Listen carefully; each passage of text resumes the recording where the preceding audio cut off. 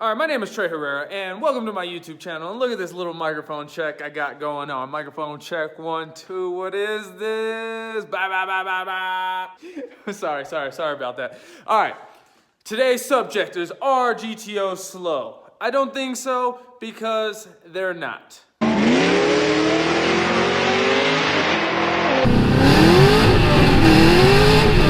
Now that I got your attention, I gotten some comments in my feed, and I figured I would address them because I feel like people think the GTO is slow. Now, this is a couple things to take into consideration. Number one, they were made in 2004, 2005, 2006. All right, that being the first thing said, people are comparing them to the new Camaros, CTSVs, the Corvettes, the GT500s, the S550, yeah, like the list goes on. These are all newer cars. So with that being said, you got newer technology. Y'all got everything going into these new cars. So of course they're gonna go faster, especially being boosted. Half of them are boosted. They come with a lot more power than the GTO did of its time. We're gonna talk about why you guys think the GTO is slow. I personally don't think the GTO is slow, and a lot of my following doesn't think the GTO is slow. But the GTO is heavy.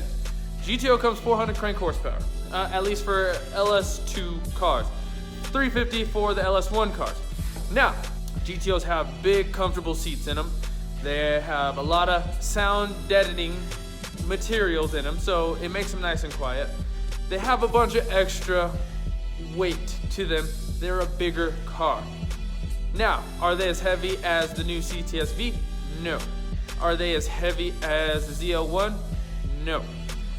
Those newer cars are like 4,100 pounds, but they also come boosted from factory. So with that being said, the GTO saying that the circumstances are the same, the GTO will go just as fast. The new Corvettes, new Camaros, and just about any of the newer cars come with like an 8-speed automatic. I think some come with a 10-speed, I could be wrong, correct me if I'm wrong, but some come with a 10-speed automatic. Now, with that being said, a 10-speed automatic allows you to shift fast. So put this in perspective. Now say, like mine is technically a GTO with a CTSV setup. Is my car fast? Plenty fast for me. Plenty fast for most people on the streets, unless you've been racing fast cars for a lifetime or a lot longer than I have. Now, the CTSV, 4,100 pounds from factory, comes with 528, and this is the CTSV2, and this is on an LSA engine, supercharger, blah, blah, blah. From factory, yes, they're pretty quick. With modifications, they get a lot faster, but they're boosted from factory. Now, if the GTO came boosted from factory, you could put them in those same categories. Are they slow? No. That's gonna be the theme of the video. Now, talking about little ways to make this car faster. Granted, if you already got bolt-ons, your car is a lot faster than stock.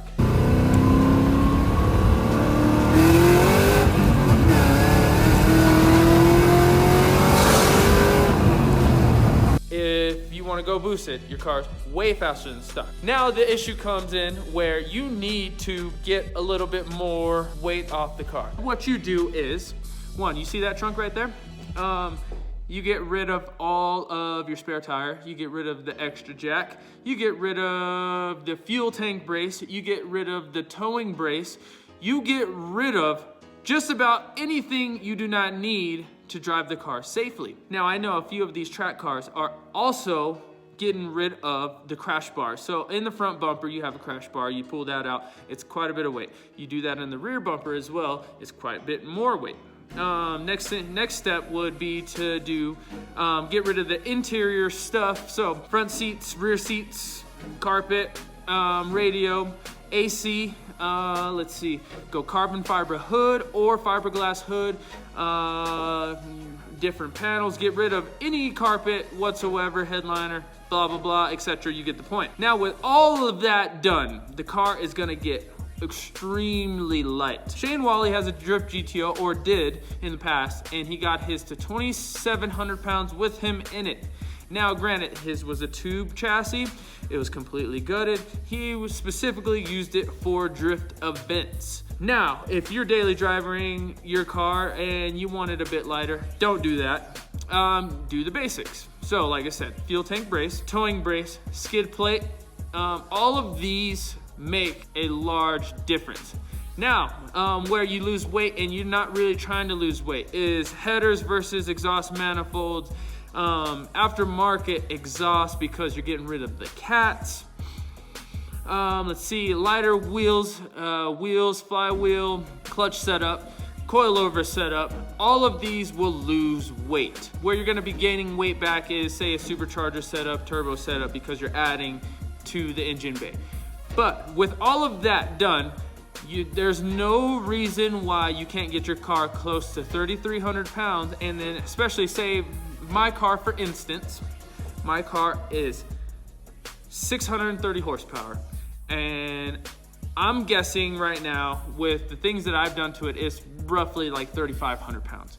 Now, 600 horsepower at 3,500 pounds with a perfect 60-foot and grip and driven perfectly, essentially should be a 10-second car in the GTO, no problem. With everything that I've just provided for you, there's no reason why you can't get your car to go just as fast as Hellcats, GTRs, etc. And that's some modified Hellcats, GTRs, blah, blah, blah. Anyway, that's a wrap. I just figured I'd just give you guys some insight on why people think the GTO's slow. Side note, solid motor mounts, solid transmission mount, one-piece drive shaft, better axles, better bushings, a really sticky tire.